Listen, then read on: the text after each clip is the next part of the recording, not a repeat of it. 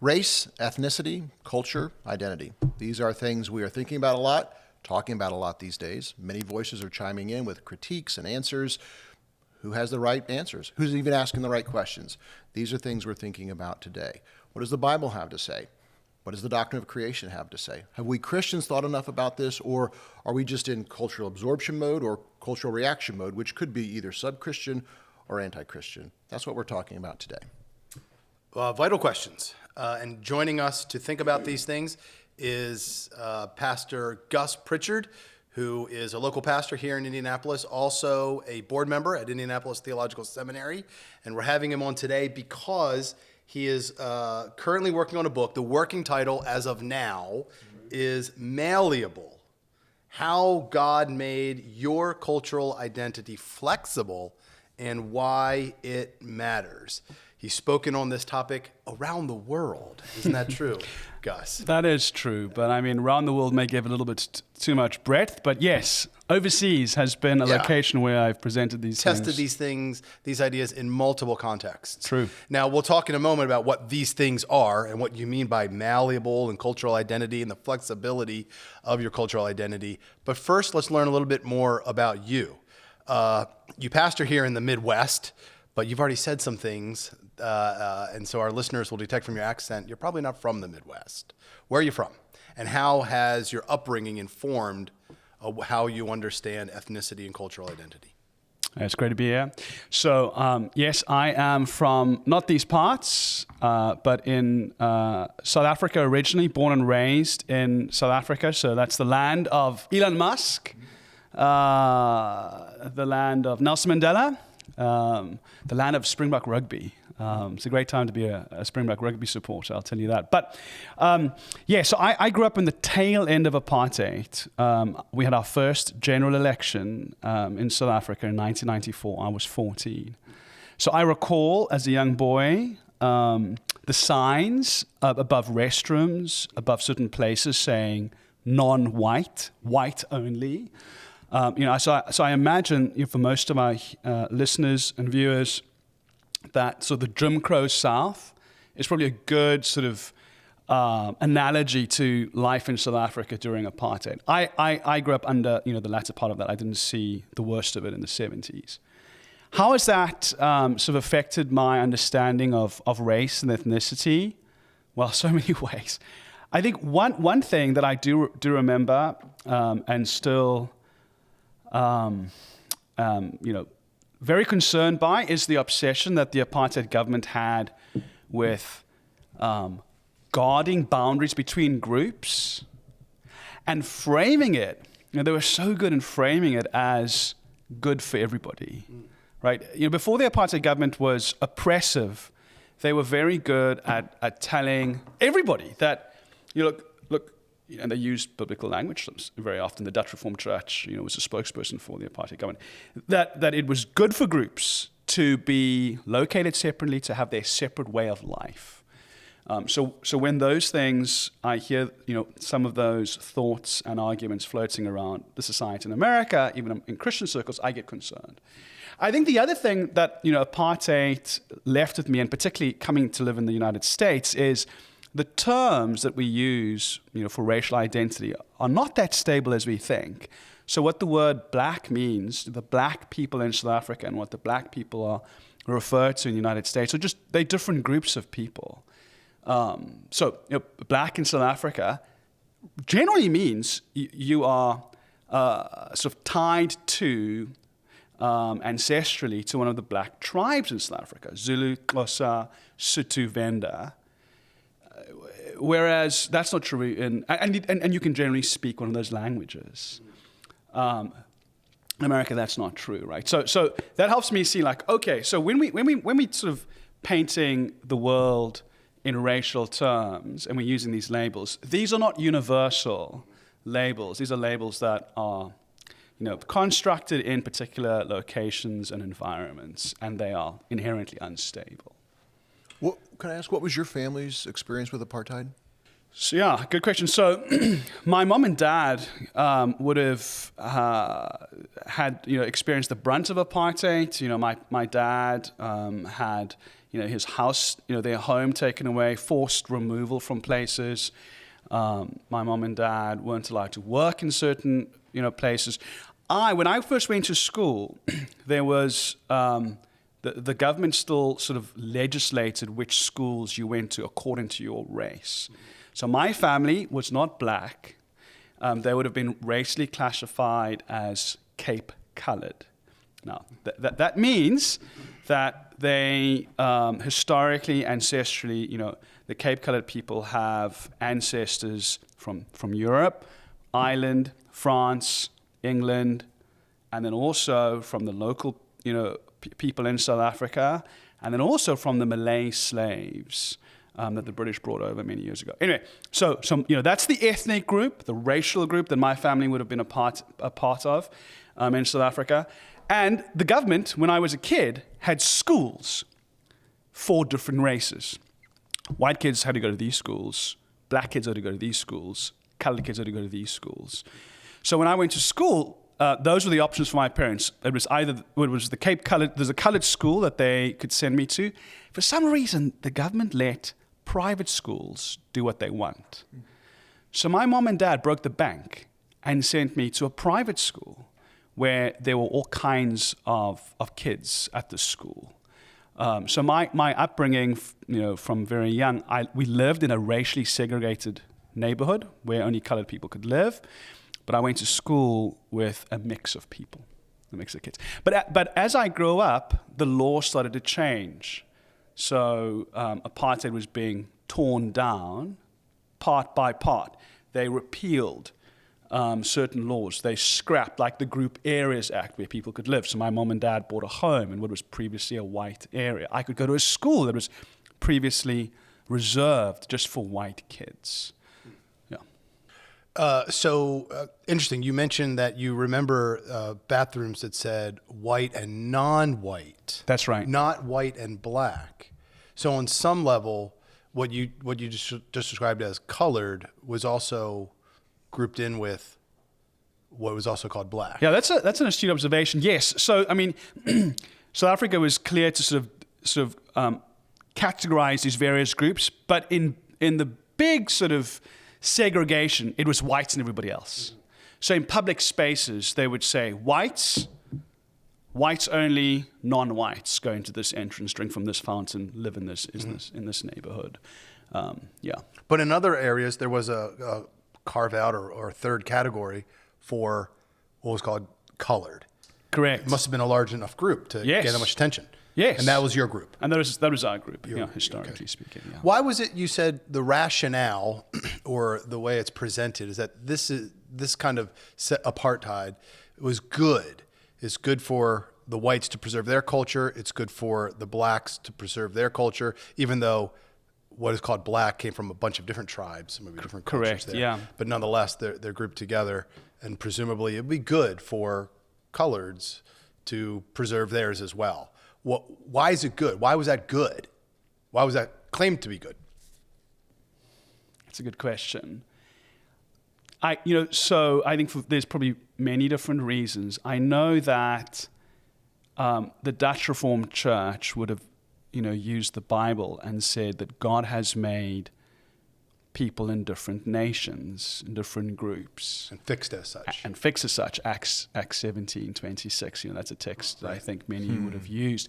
And, in Afrikaans, there is the saying, Mosies en duifies slaap nie saam nie, which means certain birds don't sleep together, right? It's God has made the world and creatures according to their kinds. And that is twisted to say that God has made human beings in subspecies. So I mean I've not done a full study. I'm not an expert on this, but I can imagine that the apartheid government did what so many sadly Christians did during that time. They imbibed racialized thinking, pseudo-racial science. That there are these subspecies, right. And then they just. Sadly, I think baptized their theology in those dirty waters, and had this very twisted view of and creation. It was presumably suitable for them for other reasons to reach for this kind of rationale. Yes. It had its benefits, right? I don't. Yes. So during that time, man, I mean, I'm trying to think now. My South African history. South Africa is made. Its wealth is made in the minerals, particularly gold. So during the 20th century, as gold was becoming scarce and mining was a thing in South Africa, a driver of industry, you need labor. So it became. I can see how it's beneficial to have the vast majority of the people, segregated and told that they are, good for this kind of use, working in mines, and so the black schools, they didn't have the resources that the white schools had, and they prepared people for only certain segments, certain vocations. Like mining, like working very menial jobs. Yeah. Okay, so that's a brief overview of a lot of South African history and your own upbringing in that context at the end of apartheid. But you are also a man of the world. You've traveled to England for education, Washington, D.C. You married someone from New England. That's true. Now you pastor in the Midwest. That's right. How have you seen the differences between South African understanding, British understanding, American understanding of race? And maybe if I can toggle onto that, what, since you've come to the States, has been surprising to you about how we process these things here in particular? Yes, that's a good question. What's been surprising? I think what's been concerning and surprising in recent years has been how some Christian voices giving counsel for cross-cultural life, and particularly I think around adoption stuff, cross-cultural adoption, has sounded to me like some of the stuff that was, argued by the apartheid government, and I don't mean to impute any motive here. Sure. I think the ideology of race is so pervasive we don't realize how it shapes our thinking. But I do when I hear people going to get adoption counseling. People apply for adoption and they go to this training, these workshops, and they told things like this. They're told, for your black child to grow up with a robust identity and sense of self, they need to be immersed in black culture, and they need to be exposed, and they need to build relationships with other black people in order for them to find themselves. I just remember that's what the apartheid government said. The apartheid government said, these people who look like this, they belong with people who look like that, and that's good for them. That's how God has made them. So, and that the mixing, the crossing of the boundary, that's not a good thing. That's unnatural. So when I hear, that sort of thing being said, I have reason for pause. I'm uncomfortable. I think the other thing I find disturbing and concerning, because of the mixing, particularly in the colored community, there were some people who looked sometimes like Nicholas, and then sometimes like myself. And there was a classification board, and you could apply every year to have your racial identity reclassified. And what they did is they did a pencil test. It was one of the things they did. They would put a pencil in your hair, and if it fell out, then you were probably white. And if it stuck there, then you were colored. And then you could relocate to go live in a white neighborhood and enjoy all the privileges of white apartheid life. So there's this random segregation of people. I just get concerned when I see that, unwittingly, again, people are not, I'm not saying these people are racist, but the thinking, I just find some of it is just, it seems to echo some of what I remember as a child, and it's concerning. We're going to return to that. So I promise you and I promise the audience we'll return to these concerns you're mentioning right now. But let's pull everything back, okay?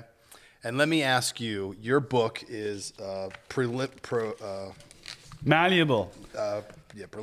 preliminarily titled Malleable, How God Made Your Cultural Identity Flexible and Why It Matters. Is that still the working title? Yes, emphasis on working title. Yeah. That's like the 20th iteration of your title. That's right. You know these things go. Nonetheless, you're honing in. Yes. So let's get some definitions. Yeah. Okay, let's start with that. So culture and cultural identity. Yeah. Tell us what you mean by that. Yes. So we're going to build to your thesis Yeah. of what you're trying to say, and then we'll apply it to the things you just said about what you've seen in America and around the world. Right. Because that's what's important here. It's not just our cultural experience here and now. Absolutely. But what is the truth? And if it's true, then it's going to be applicable everywhere else in the world. And the other places of the world, whether it's South Africa or East Africa or Asia or whatever, are also talking about these issues, and therefore your theory should play there as well, right? Okay, so what is culture? What is cultural identity? So culture is, I think, essentially a way of life that describes and distinguishes one group of people from another. It's the constellation, excuse me, of customs and beliefs that are unique to one people versus another. And the big features of culture are language and religion. So, and these things are, and culture is best seen in contrast. So, American culture versus Mexican culture, English culture versus French culture, Japanese culture versus Australian culture. There are different groups of people that have different ways of life, particularly marked by language and religion. And there's other things that we can fill in, customs around dress and greeting and burial and weddings.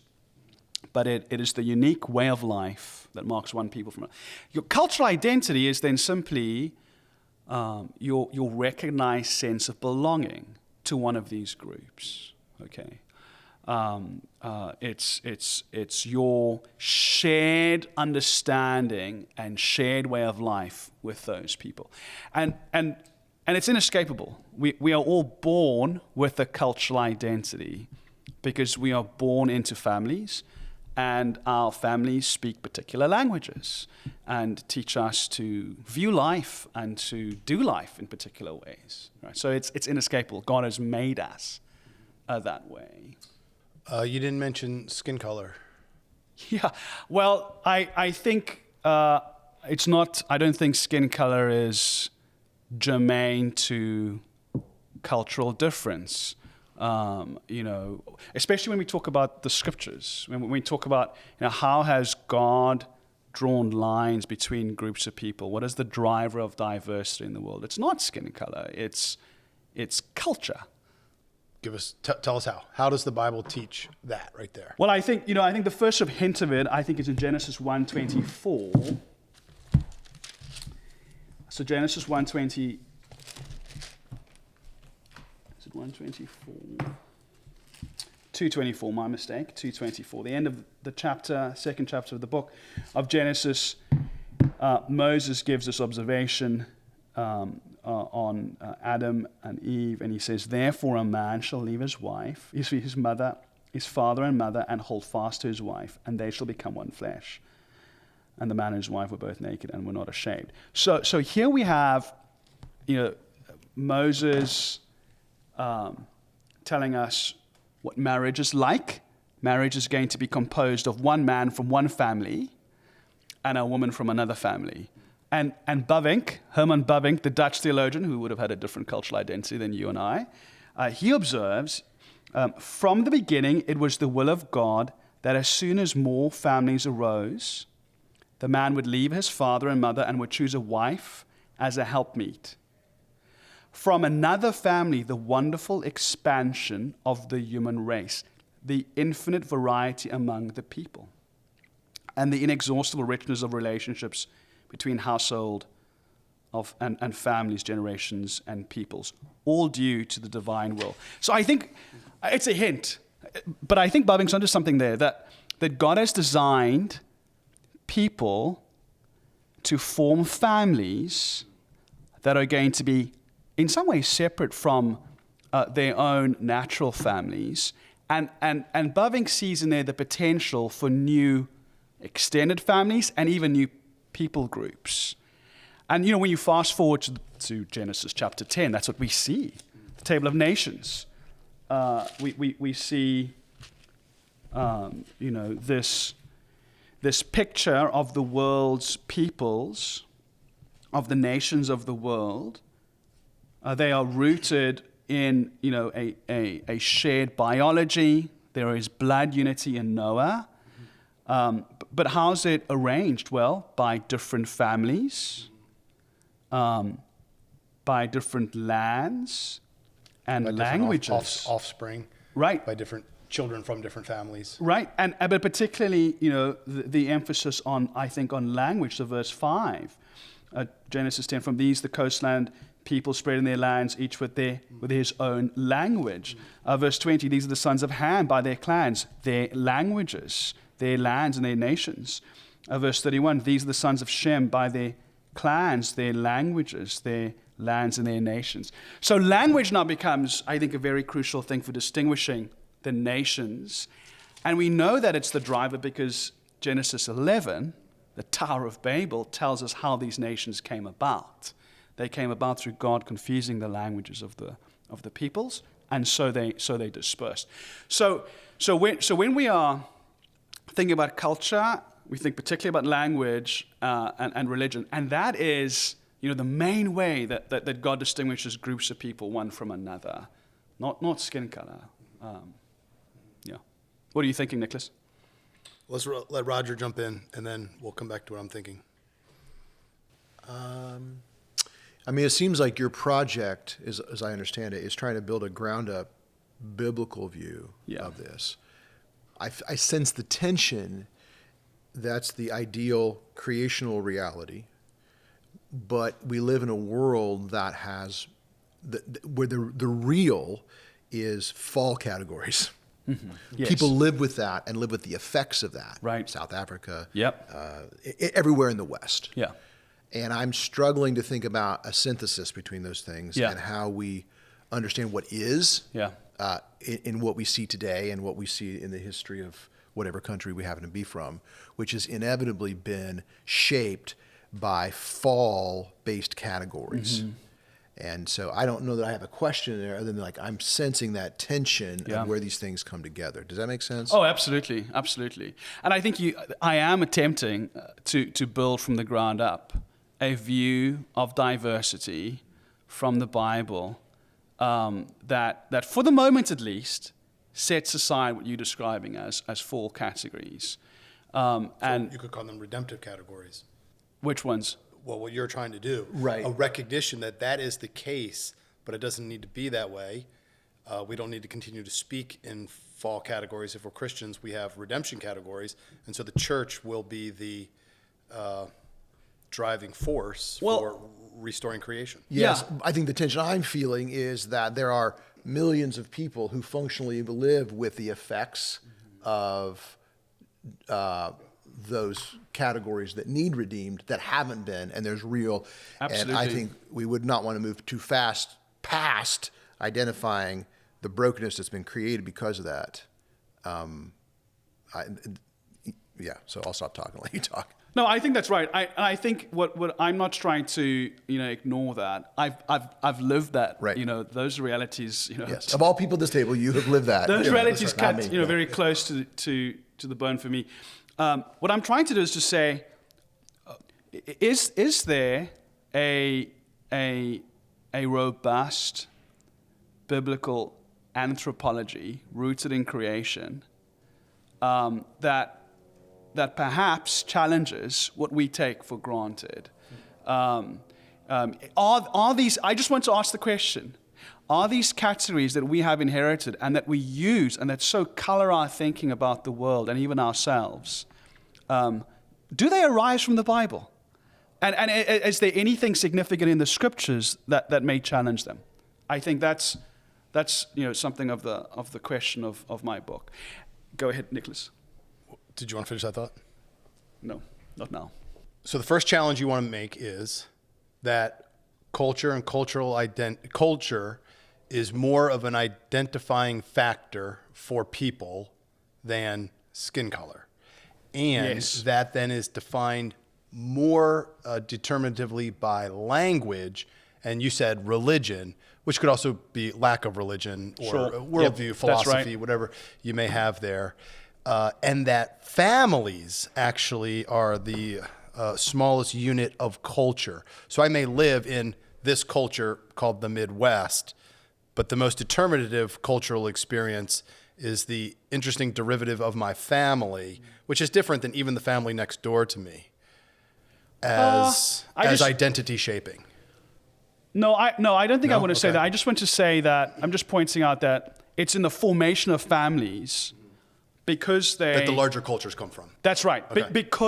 Because families, as far as the Bible's concerned, require a man to take a wife from another family and to form a separate family, which means even if it's just the first, marriage after Adam and Eve, there's now going to be A new thing. A new thing, and that's the first stepping stone. I think that's what Bavinck's saying. This is the first stepping stone to having Many cultures of the many world. cultures of the world.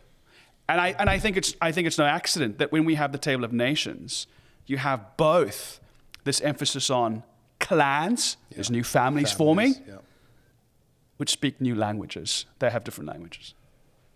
Okay, so you've hinted at it already. Now I want you to become really clear with us that this culture identity, therefore, that everyone has, is malleable. What do you mean by that? Yeah, so essentially I mean, that the boundaries between these groups can be crossed.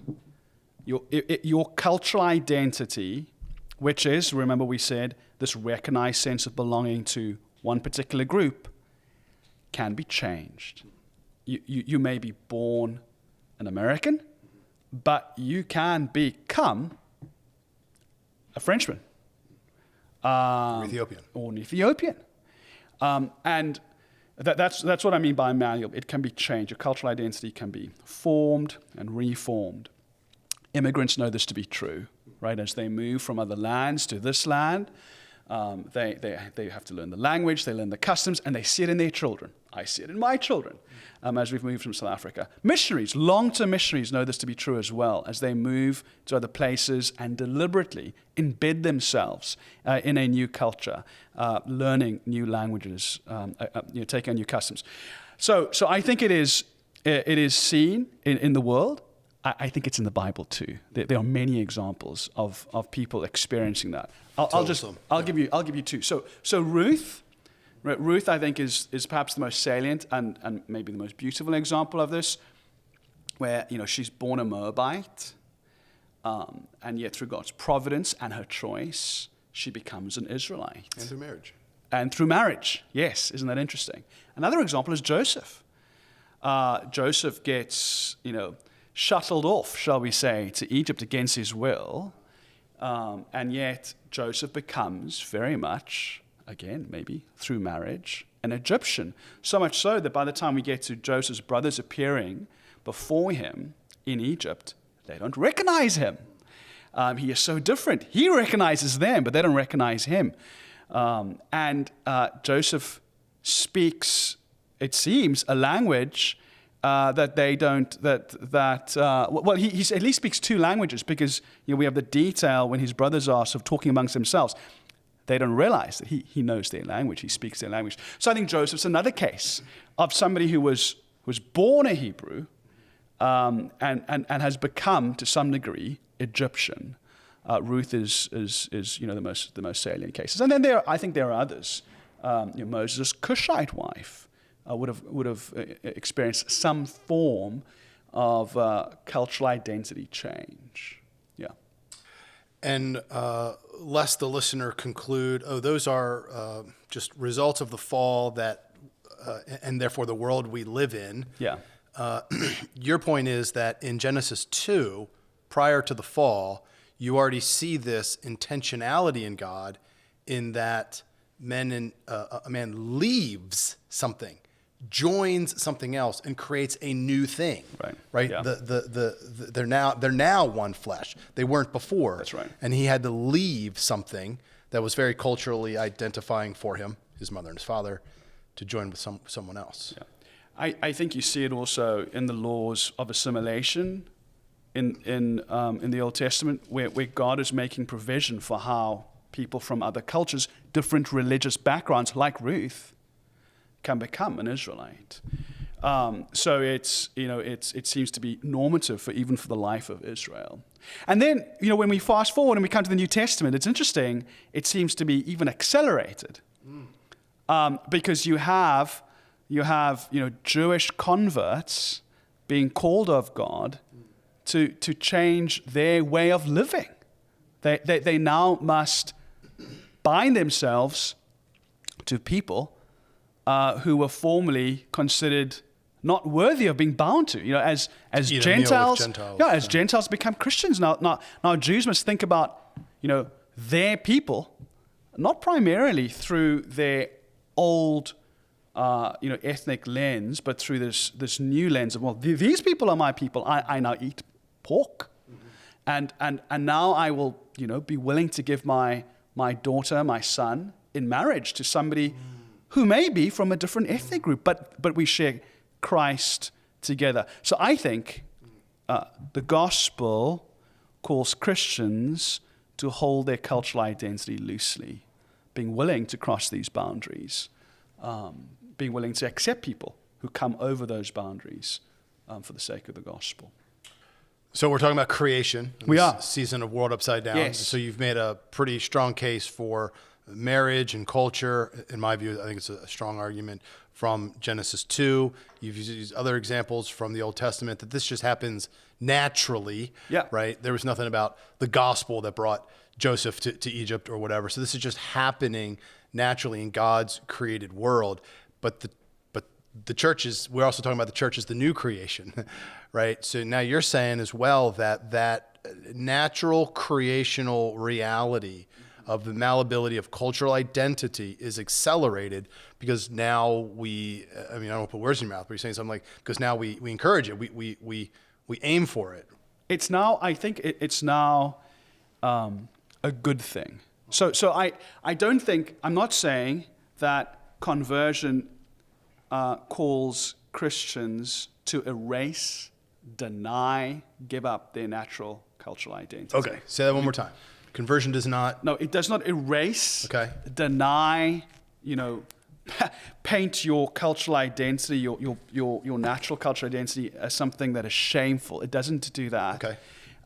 But it does call you to hold your cultural identity, whatever it is, loosely. So I think an analogy would be... Because there's a new determinative factor, huge determinative factor, your religion. That's right. Now. Yeah. That's right. Your religion has fundamentally changed, right, for everybody. Yeah. But an analogy would be missions. Every Christian, once they come to Christ, should be willing to go to the nations. But not every Christian ought to go to the nations. But no Christian can say, no, I won't do that. That's a bridge too far that I refuse to cross for my Lord. We say, when we come to the Lord Jesus as Lord and Savior, we come with him with open hands. Everything is on the table. And I think I want to just highlight, well, cultural identity is also on the table. It doesn't mean that you necessarily need to move to another country or change your cultural identity in some way. But if the Lord so calls you to do that, if the Lord so binds you, brings people into your life who are from a different cultural background, Christians should be happy to cross those boundaries, to even give up some of their own cultural identity for the sake of the gospel. With the understanding that those interactions and that acceptance you mentioned, or going somewhere else, will actually change me. Yes. If I go to any other place, I will, whether I try to or not, take on a new cultural identity. Am I understanding you? Well, I think so. I think there is the inevitability of you being shaped by the people that you are around. And this is why, I mean, you pointed this out to me, Nicholas, a couple of months ago. This is why there's such a thing as reverse culture shock, right? You go overseas, you go as a college student to Spain for the summer, and you try your best to enjoy that culture, embed yourself, and you come back and you find America a little jolting. You're just like, oh, it's different. Yes, because we are social creatures and we are influenced by the people around us. I wanted to come back and just make the point that I think Paul in 1 Corinthians 9, when he is talking about seeking to win people from every nation, he uses his cultural identity as something that can be adjusted, changed, for the sake of the gospel. So from verse 19, for though I am free from all, I have made myself a servant to all, that I might win more of them. To the Jews, I became as a Jew in order to win Jews. To those under the law, I became as one under the law, that I might win those under the law. To those outside the law, I became as one outside the law, not being outside the law of God, but under the law of Christ, that I might win those outside the law. So here is Paul, a man who was raised Jewish, who was saying, sometimes I put on my Jewish cultural identity even more strongly so that I might build a bridge with other Jews and win them for Christ. Sometimes I take it off this Jewish identity and I put on as best I can without breaking God's law, a Gentile identity so that I may win Gentiles for Christ. So Paul now views, in light of the gospel, his Jewish cultural identity as something that can be put aside out of love for the sake of Christ. That's hard in our day, right, to think in such a psychologized day, because we would want to say, but Paul, who are you authentically? Who is the real Paul? And I don't know what he would say. Probably, I'm a man in Christ, and I actually have a lot of cultures overlapping in my life. Yes. Yeah, and now Paul is not, I don't think Paul is saying that, I deny that I was born into a Jewish home, and I remove every aspect of my Jewish heritage. But he is saying, I'm willing to forego and change. I'm willing to eat new food. I'm willing to go in new places. I'm willing to put on certain dress. I'm willing to learn a new language. I'll go as far as I need to for the sake. It is unstabilizing, I think, especially for non-Christians, because pre-Christ we are all inclined to root our ultimate sense of self in these things, right? I am a South African. I am an American, right? I am a white American. I'm a black American. Right. So we are inclined, all of us, to look for places for meaning and for glory, and we very quickly, if we don't do it in our jobs or in our family relationships or in our skills, we sometimes put we use these cultural identity markers as places from which we draw ultimate glory and significance. So yeah, when I'm told that I need to set that aside, that's a huge thing for a non-Christian. But when we know as Christians that our ultimate identity and sense of worth, our glory is in somebody else, in God himself, the God who became a man, that does free us to say, this isn't of ultimate significance. And I can embrace perhaps what God is calling me to do, this composite identity. By your thesis here, every time someone, let's say a local church, every time someone leaves and every time someone else comes, the culture of the rest will necessarily be slightly altered because now I have new influences and relationships in my life. They eat a different food, they wear different clothes, they have a different accent, maybe they speak a whole different language, and that I should lean into that and accept that and rejoice in that because, now I'm going a bit further. It testifies to the universal truth of the gospel, therefore. Yeah, or many other reasons. Well, I would just say that, a local church is not going to see.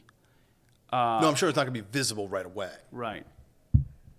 Yeah, I would say, I think it behooves us as Christians to show an interest in the cultural background of other people, especially those who are not in Christ. I mean, that's what Paul is doing. I think that's part of what it means to welcome the stranger, to honor the stranger, to see what has God placed in that culture that is good. But equally, those in Christ. I mean, I think of Galatians 3, where Paul says, if you are of the faith of Abraham, you're a child of Abraham. Right. Right. So these are covenantal terms and Right. so forth. But the implication there is that therefore to think of yourself, that's identity, as having the inheritance, the history, the identity of Abraham and his religion. Right. And then Ephesians 2 as well. The former citizens are now, former strangers are now citizens within this one new man. Yeah. But I think the gospel keeps us we can hold on to both these things. I'm thinking of Revelation 7. One, creation. In creation, we have the potentiality for a multiplicity of cultures. Mm-hmm. And in Revelation 7, we have this beautiful picture. And if we think of in an inaugurated eschatology view, Spirit doing some of these things now that will be in glory. Yeah. You have this throne, this throng around the throne, who are all wearing the same clothes, white robes, singing the same song, but it says very clearly they are from every tribe, tongue, language, and nation, wearing the same clothes, which we take to be the righteous robes of Christ, singing the same song. Salvation belongs to our God, and yet we see there's distinctions within this unified body, and it's almost like I think there's a celebration of that. Right. That creative potential in Adam and Eve. And all their progeny, and all that, it culminates in Christ as one, yet with a multiplicity of differences that we celebrate. Am I wrong on? Oh, I would agree with that. Yeah, absolutely. And so now in the church, there's a radical oneness and a celebration, I think, rightly seen, of the different cultural expressions. Yeah, I would agree. Yeah, absolutely. Yeah, his thesis is not flattening out of all cultural identity and diversity. Just that it's changeable. It's changeable, actually, you could have more nations and more peoples if the more malleable. Well, are there not more than 70 nations in the world today than what they supposedly were in on the table of nations? Yes, language and religion are your principal defining characteristics. Yes, right. And I think what I'm trying to point out is that when there is cross-cultural life, that is not an anomaly. That is a perfectly normal expression of the cultural mandate, as somebody takes a wife or goes to live amongst a different people. I think that is God has made us capable of doing that, and I would say that's part of how God's glory is seen in human life. So part and parcel of the cultural mandate and accelerated by the Great Commission. Yes. Yeah, I think the diversity of the nations is an expression, is the outworking of the cultural mandate. As we move, build, work, marry, there is going to be this formation of new families and new cultures, blending of cultures. When you, if we don't want to go here yet, let me know. When you have shared this in a wider culture, I think the concern is a flattening. My guess, a knee-jerk reaction to that, especially among non-Christians, would be the flattening or dismissal of things that have been real in history, because you're just saying, well, those are false categories, which there is false categorization that's happened, but based on those false categories, real sin and evil has been perpetrated in history. We're not now saying, because those are false categories, that doesn't matter. Oh, absolutely. Yeah, and I think that, yes. So I think, people will I've heard people say, we need to be careful of dismissing the category of race, because, then you run the risk of denying racism.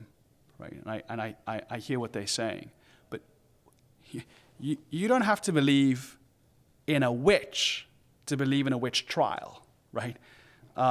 So we know that mankind is sadly corrupted enough to come up with false categories and false labels to use in the most awful ways. So we can hold both of them. We can say this is real history, and it has its fruits today. So in South Africa, they talk about the legacy of apartheid.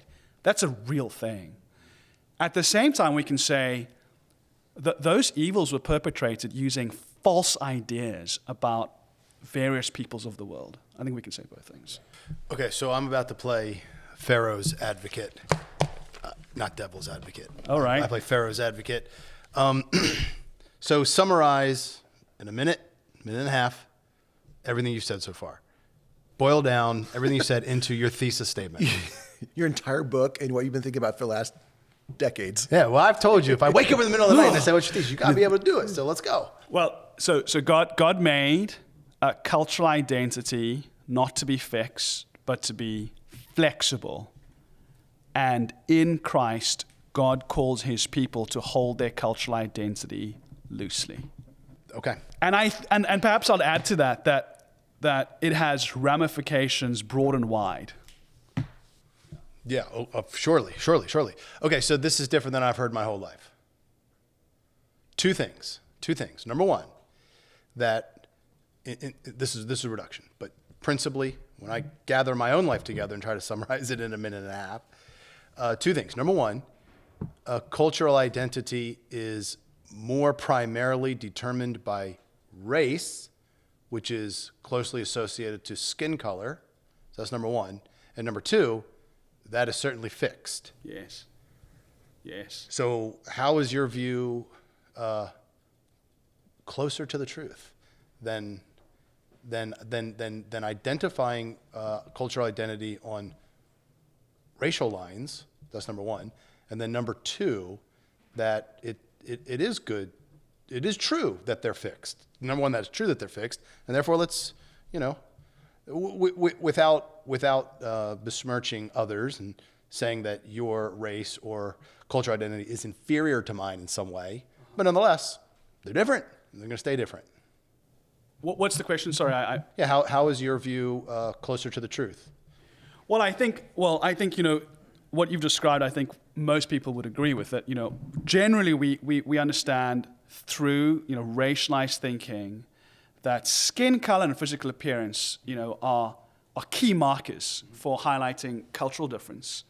Number two, we'd say we at least would assume that these lines between the groups, between cultural groups, are fixed and should be monitored, should be policed. So you have students in high school. Now, hold on. Let me make it a little more difficult for you. Let's take away and should be monitored and policed. Let's say nonetheless, we say it's okay to cross those boundaries, or at least my children will cross the boundaries if I marry someone of a different race, but I will not. My identity is still white, black, Latino, Asian, or whatever. And you're a Christian saying this? Let's just start with non-Christians. Let's start with the larger, broader cultural narrative, because that was one of the questions Roger asked at the very beginning. Could we, as Christians, be assuming a non-Christian narrative? So you're asking me to respond just the creational question. Right, okay. So you're asking me to respond to the question, or at least the conviction. You seem to be minimizing skin color. Oh, is that? I mean, that's one way to say it. I'm not minimizing skin color or ancestry or physical appearance. I think it's generally true that when you see somebody who has typical Indian features, it's very likely. You probably have, especially if it's in the Dubai airport, for example, and people are in transit, it's probably true that they're from India and that they are culturally Indian. But not necessarily. But they could also be culturally Australian or English. They may have never gone to India. They may be they may be somebody who has been, third generation. In South Africa, we have one of the largest populations of Indians outside of India. The British brought Indians to work against their will, I imagine, as indentured servants in South Africa. There are millions of Indians living in South Africa. they are South African. They at least have a composite identity of Indian and South Africa. There are people like that in the UK. So all I'm saying is that when skin color becomes this heuristic that signals cultural identity, and if that is not, if that cultural identity doesn't speak to the general sense of those people, there's something wrong. So we expect Indians to live in India, right? We expect Indians to behave in a certain way just from observing culturally. Well, now when they become English, or when, if we want to use racial language, when a white person has adopted black cultural habits and customs and ways of speaking, we grow suspicious. There's something cynical happening there. That's our gut reaction, I think. But from the scriptures, this ought not to be surprising, because God has made us capable of these things, of crossing these cultural barriers and being welcomed by and embraced by a different cultural group. Does that answer the question? Yeah, I mean, it addresses it. It addresses you're articulating again how your reading is different. I feel like I'm missing something for you. Why shouldn't we be suspicious? That sounds like cultural appropriation, what you just described. Why are we suspicious of cultural appropriation, and why should we not be? Or change the term. Change that term. Well, I think cultural appropriation. So I appreciate that it is inappropriate and often offensive to take a cultural feature from another culture and use it in some disrespectful way. Okay. I grant there is such a thing as taking from another people's mockery, culture. ridicule. Yeah, it's wrong. But I think so often we are suspicious of the sharing of culture when it is so natural to do. So, typical example: you have the white American student comes to South Africa, and she gets her hair braided, right, by some, black woman in a township, right? The black people, the colored people in South Africa, are happy to share their culture. When you eat my food, you honor me. You are essentially saying this is edible. When you love my food, you're saying there's something about me that is worthy of praise. When you let me braid your hair, no, I couldn't do that, but you know what I mean. When you let... Not because I don't have enough hair. That's right, Nicholas. I'd never say something like that. That's right. Got it. But there is something endearing. There is something beautiful about receiving a cultural artifact, a way of life from another culture. But when this poor white girl comes back to the States, or if she posts it on Instagram, quickly people say, cultural appropriation. Right. She's not allowed to do that. But why not? Paul is saying Paul says he's happy to do it. So I think that the knee-jerk reaction to call any sign of culture sharing as cultural appropriation has got less to do, as I'm concerned, with the Bible than it does with how we've been influenced by the thinking of race. The borders must be. So what is polished. the thinking of race? Well, I mean, that's a massive topic. But I think one thing that race has taught us all to at least assume is that there is an essential difference between people of different skin colors. Essential difference. There's something essentially different in their bodies, and people who look who share physical features belong together. So there is something essentially different in their bodies, but what you're saying is, therefore. No. There is something essentially different. Which is what?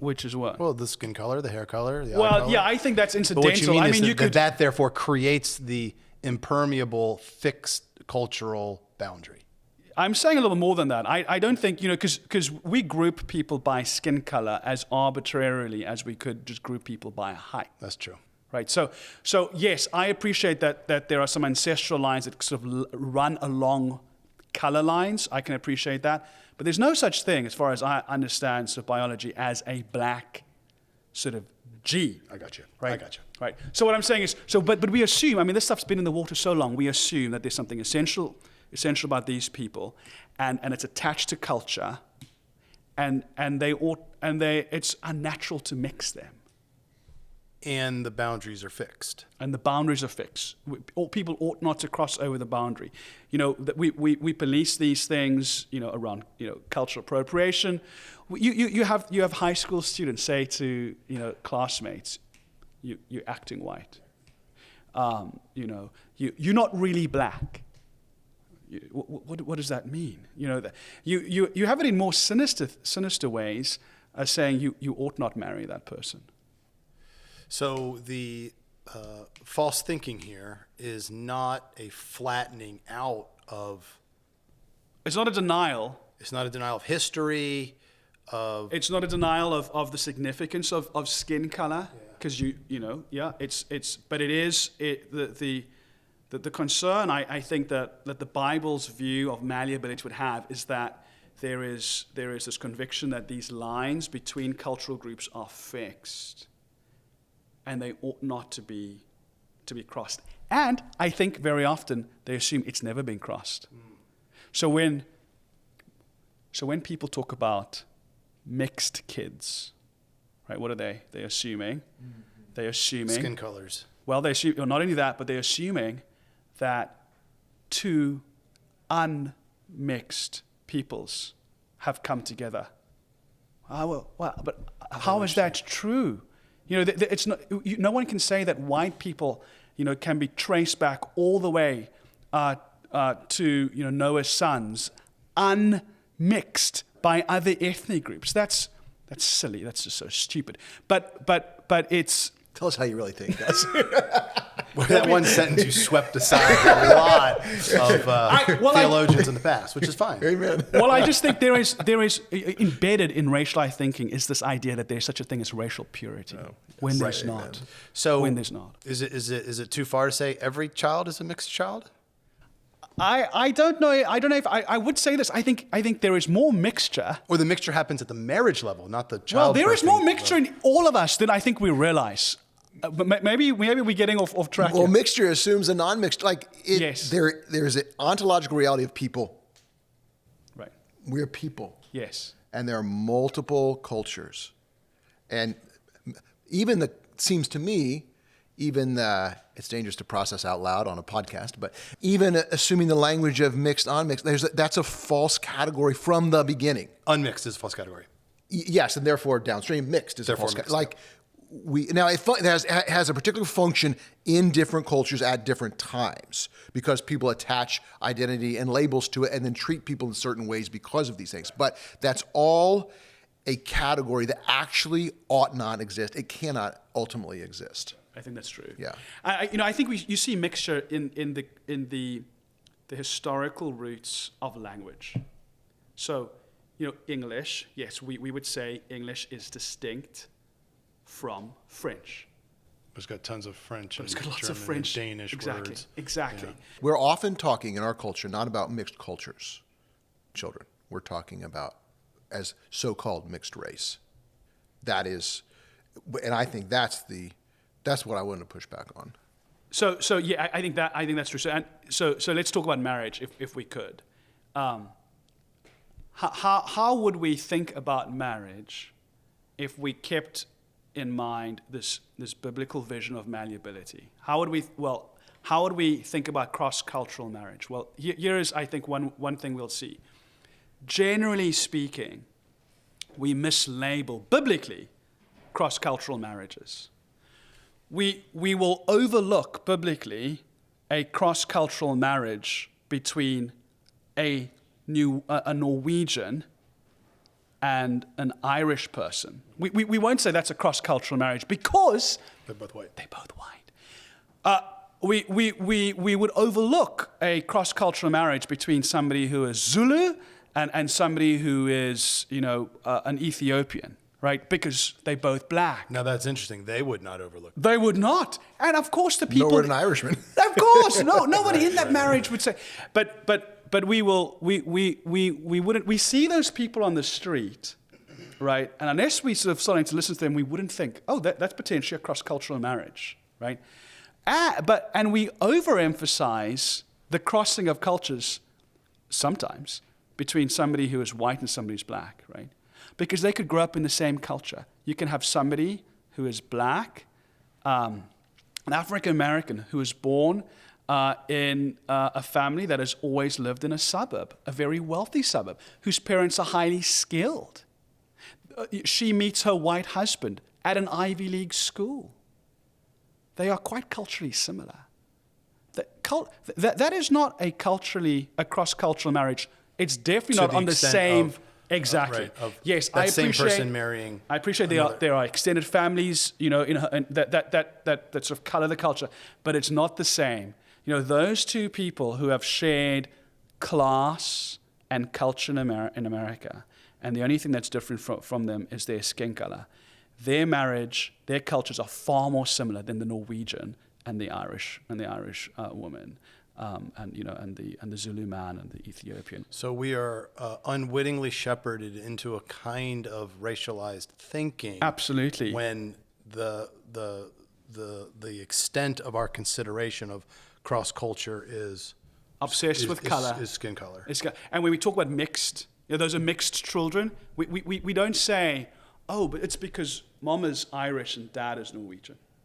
Roger Federer, the great tennis player, his mom is South African, his dad is Swiss German. I've never heard anybody say Roger Federer is a mixed child. No one talks like that. Or that he's South African. No. We save that label for people who are whose parents share different skin tones. Okay, let's return to adoption. Okay. Because I promised the audience we'd return to this.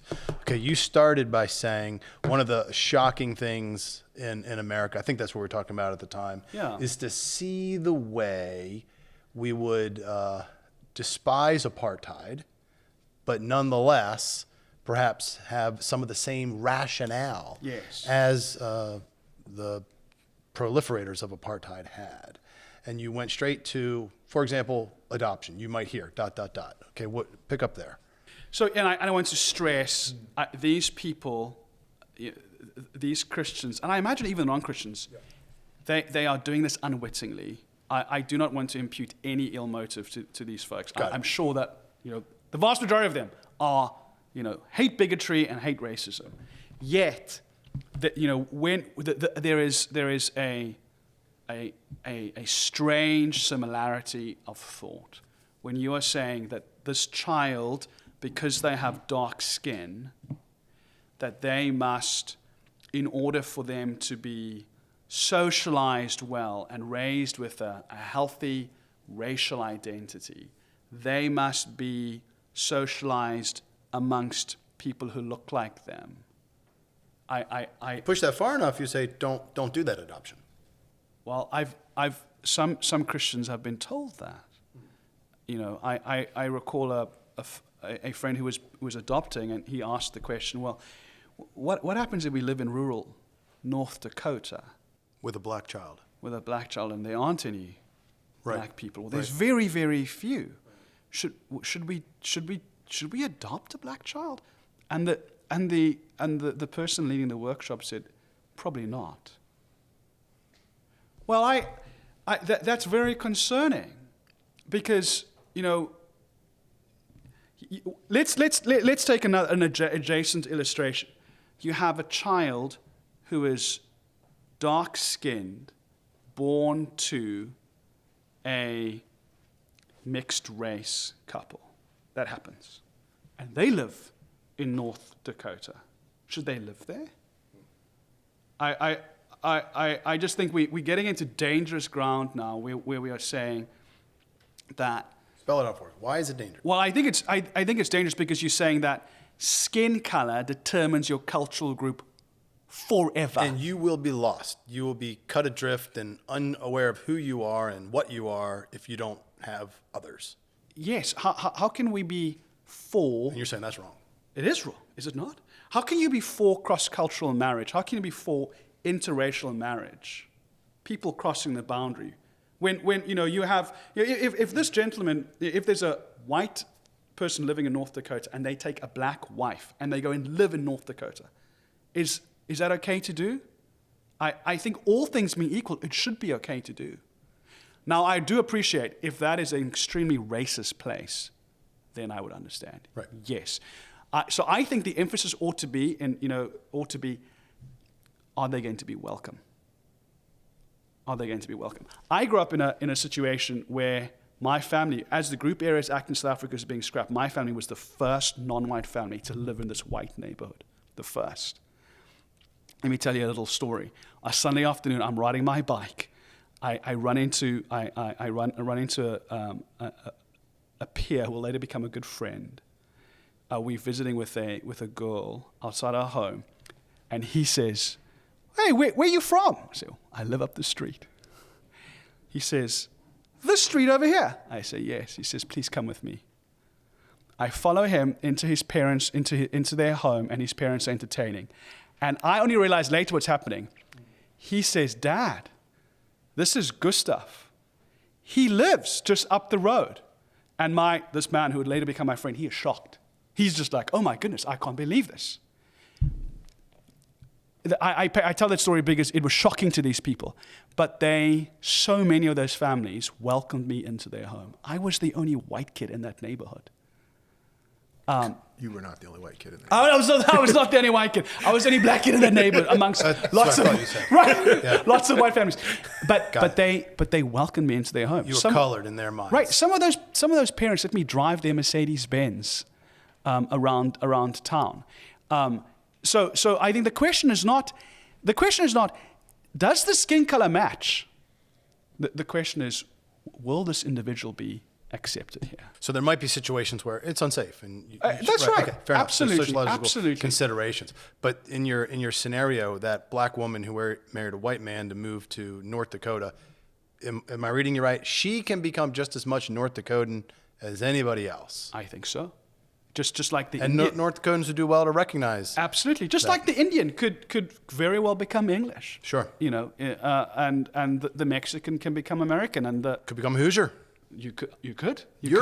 So are you a Hoosier? I think I'm a Hoosier. Well, you tell me. Yes, I'm from Maryland. I don't know if the Hoosiers will accept me. But again, it's an issue of labels. But what is the question of reality? Is that I'm just as much Midwesterner as anybody else. And I didn't find it especially hard to culturally fit in. Maybe that's just because I'm from Maryland. But I remember living in Germany as a child with my family for a year. And yeah, we were all white, but I very much did not fit in. But by the end, I did, a year later. Roger, I didn't think about it at the time, but now reflecting on it, I guess I became German. to some degree. And then when I came home, actually, here's another example. I lived in Australia for 6 months. And when I came back, people said I had an Australian accent. And I didn't think I did. I was not trying to, nor to be pretentious or funny or anything like that. But just by being some there. inflection at the end of the sentence, they said, you know what I mean? But yeah. that wore off as well. Yeah. Roger, you were saying earlier that you feel a tension between, what I'm trying to develop from the scriptures and what is sort of lived reality. Do you want to unpack that more? Well, I was thinking when you were telling your story about the neighborhood, you said you were the only non-white kid in the neighborhood. The reality is you were operating in categories, white, non-white. Like those are real categories that have real functional power, and so all of our language gives that feedback, and it just trains us to think this way. There is a legitimate accuracy to that reality, has implications. That's where I feel the tension. We're not saying it's unimportant, but it's actually, for that story, the main functional feature in the story was you were not a white kid. That's true. And that's actually where you were living. It's where people live. And because of the way our culture is and the language works, that's the main functional reality for many people, even if it is a category that should be pressed upon. And so as Christians, we're coming in a different direction. And that's the tension I feel, that, I mean, it's not disagreement. It's just like, well, how do we bring these together, especially when all of our church people also have been discipled in this manner of thinking. What's smuggled in are sub-Christian understandings of what people are. And it's a relentless discipleship process. And people are reactive to it and fearful of it and hostile to it. Yeah, I'll give an example of how I have to fight it myself. My wife works as a teacher at a local school. She'll often talk about students, often students that are struggling or students that are that are difficult. And in my mind, I confess, I'm wondering, what are they? Are they Indian? Are they white? Are they black? And she doesn't tell me. She just tells me the salient details. They're a new family. Mom and dad are divorced. The child is new to the school. And I have to fight against this desire to want to racially categorize people and the student to sort of make sense of the story. I think this is like, to Roger's point, this is the world we live in. We've just inherited these categories that I want to just point out. I don't think they naturally arise from the Bible. Yeah, one thing we haven't talked about yet, might address some of your concerns, is time. How long does it take for cultural identity to shift, start to see and feel the shift? I think you would say it takes a long time. I think it takes a long time. This isn't like I got off the plane yesterday. I think if you think of the two sort of main markers of cultural identity, language and religion, in so much as it will take time for you to acquire a new language, and to become a Christian and to become fluent in the way you think as a Christian. It's going to take time. I mean, missionaries go overseas, and it takes them years to become proficient in the language, and then it takes them even many more years to start to think in that language naturally. Right. So we're not talking about it would be a caricature to say that I'm describing a situation where you can just go overseas or go to another culture and just suddenly just become, whatever you'd like. No, it's going to take time. And the other thing is the people there need to recognize you as one of them, right? So that's why I think cultural identity needs to be understood as a recognized sense of belonging. I desire to be and think of myself as belonging to this, and these people do too, and that takes time. Yeah. Tell the story of when. Now there's some loss. Right? When the cultural identity starts to shift, there's something that's lost from the culture you were a part of. Presumably there's something that's gained as well. Tell the story of your grandmother who was concerned. Yeah. You know what I'm talking about? I'm happy to talk tell that about story. That. Yeah. This is a great story. So my grandmother, who's passed now, godly woman, we knew her as Ma Sauls. She grew up in apartheid. She was born before apartheid. She was black or white? She was colored. Okay. She was very fair-skinned, though. Okay. She loved Afrikaans. So Afrikaans was her native tongue. The language. Okay. The language that she was raised with. She was very proficient in it. And when I brought home my American girlfriend, my Afrikaans-speaking grandmother was, shall I say, unnerved, disturbed, concerned. She said to me, in Afrikaans, what is going to happen? No, who is going to teach my grandchildren Afrikaans? You hardly speak it. She doesn't know a word. Kate couldn't understand what she was saying. Ma Sauls was a very, some would say, fierce one, passionate. But I think she saw what was potentially being lost. Yeah. She would have seen it with my parents, who were raised Afrikaans, but then raised me English. But I took it as... It's going to accelerate that. Right, but I can speak Afrikaans, but she was observing, if he marries an English woman, it's going to be gone. And for my grandmother, it was not the issue of mixed children, you marrying outside of our race. It was something, more real in some sense. It was the fact that, like, part of her cultural identity, part of her family's cultural identity is being eroded. It's going to be lost.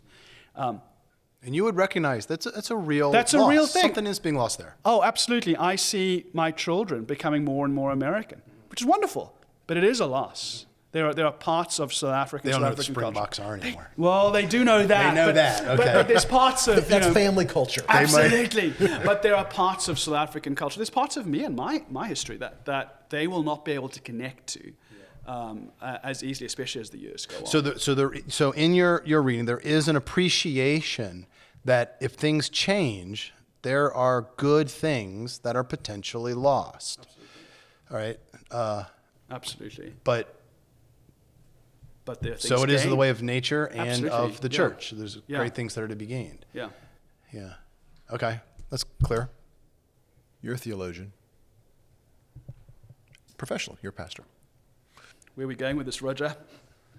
I'm curious how the doctrine of union with Christ should inform this thinking and this conversation.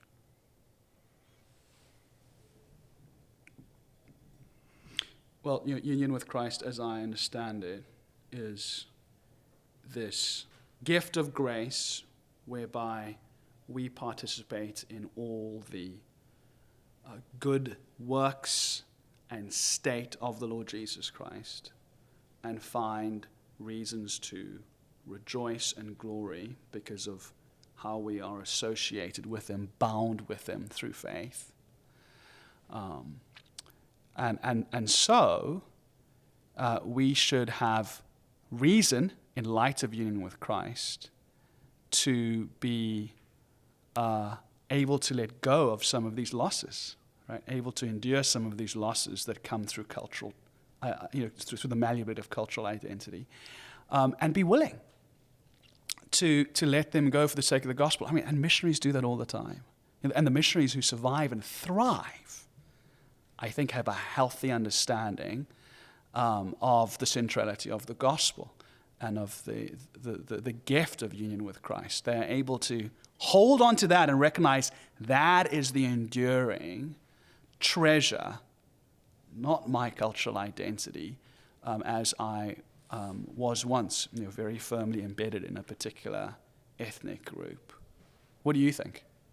Yeah, I was thinking along those lines that because now this is anachronistic using modern categories back on the text, but our first identity now, not only, but our first identity is in Christ. Yes. United to Him and therefore united to each other in the family of God. Therefore, these other secondary identities, important though they may be, not being primary, are now not in competition with your other secondary identities. I don't have to hold to mine so carefully, tightly, and I don't have to reject yours so thoroughly. So I think it actually allows us, one, to rest in who we are, primarily, and then actually can celebrate those natural differences that do happen to be in our brothers and sisters, because they're not a commentary on my identity anymore. Absolutely.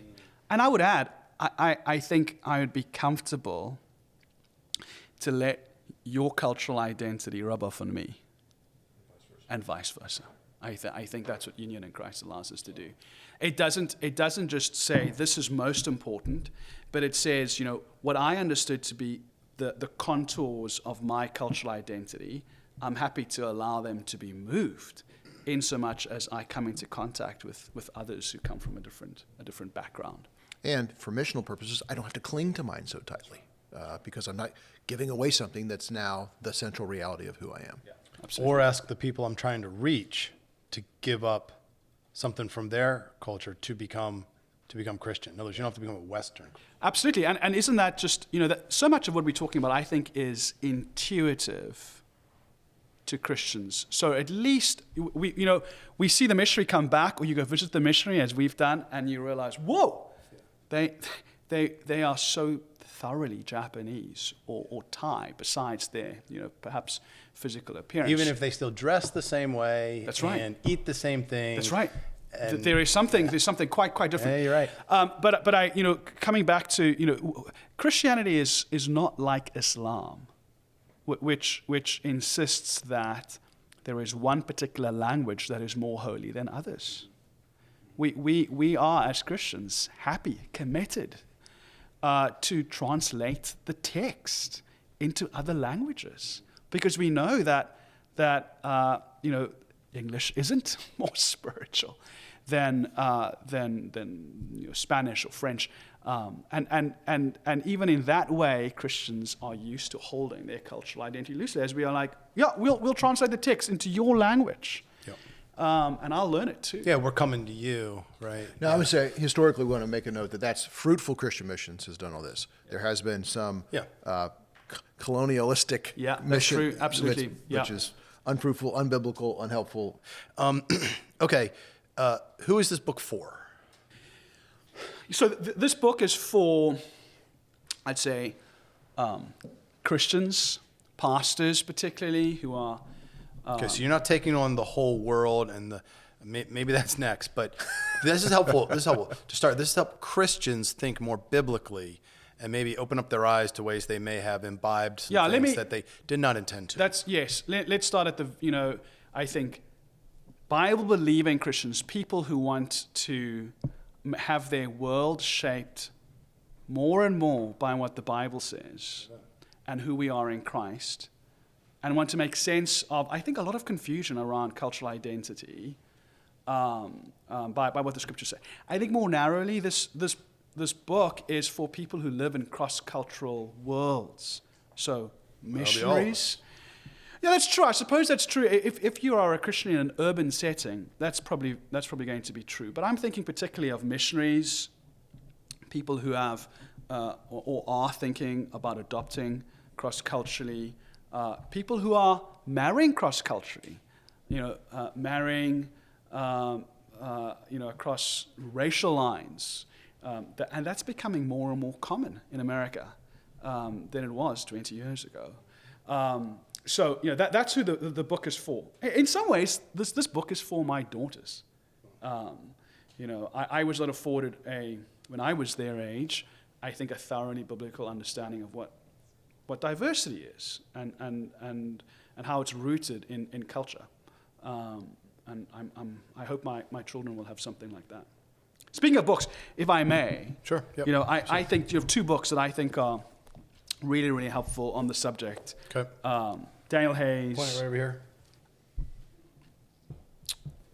From every people and nation. It is more academic, but he does a super job of surveying the cultural realities of the Old Testament world, of the New Testament world, the Greco-Roman world. And then a lot more accessible, Shilohn's book, The New Reformation, I think is very, very helpful. Now, I wouldn't agree with everything that they are saying in here, but I still recommend these books. I think they provide a lot more biblically grounded frameworks for understanding the Scriptures and diversity than a lot out there. Than others, yeah. Because there are a lot of books on the topic. People might be a little weary by now of this ongoing discussion. And so your book I think will uniquely help them rather than spinning our wheels in the same categories and a little bit of mudslinging going on amongst people with different opinions, to say, look, here's some different categories that you can defend are more biblical, and therefore reframing the questions, the considerations, what's important, what's primary, what's secondary, in a very helpful way. Yeah, if I could, I found these books and there are some other Christian books that are helpful. John Piper's book, Bloodlines, is worthy of a mention. But I don't know of Christian books that are analyzing the ideology of race and talking about its fixed nature to skin color, as I found non-Christian authors doing. So sadly, this is just a little peculiar to me and concerning. The books that I've read that have some sort of challenge to this racial ideology and show you some of the history of it and describe cultural identity as in some way fluid are actually non-Christian authors. And to me, that's sad because we've got the scriptures to stand on that I think provide us far more robust ground to make these arguments than what non-Christians have. So, Well, brother, you will be a bit of a pioneer, and may your tribe, dare I say, increase. Let me have those books real quickly. If you're still listening with us, we really want to help our audience, and so put a comment into the comment section of the feed below, and we'll do a drawing. Someone will receive a copy of The New Reformation by Shai Linne. Someone will receive a copy from Every People and Nation by J. Daniel Hayes, and everyone will receive a copy of Gus's book when it comes out. We'll keep a list, so once it hits the bookstores, if people still shop in bookstores, you will get one. We're happy to help you out in all these ways. Sure, we don't want to put a limit on resources. how many comments might. Let's say within the next 2 months after this airs. So if you're listening to this 5 years from now, just it'll be a bestseller by then in its 10th printing, and you can get And your you'll own have copy. to buy it yourself. There'll be a used copy somewhere that you can get for yourself. But within the next 2 months from the time this airs, thank you for that, Roger, then you will get a free copy of that. We'll write your name down. It'll come to you in the mail. Gus, thank you for being with us on World Upside Down. Roger, you get the parting comment. Thank you, Gus. There is a topic weariness in pastors, but this is a breath of fresh air. Thank you. Amen. Thank you. Thank you for being with us.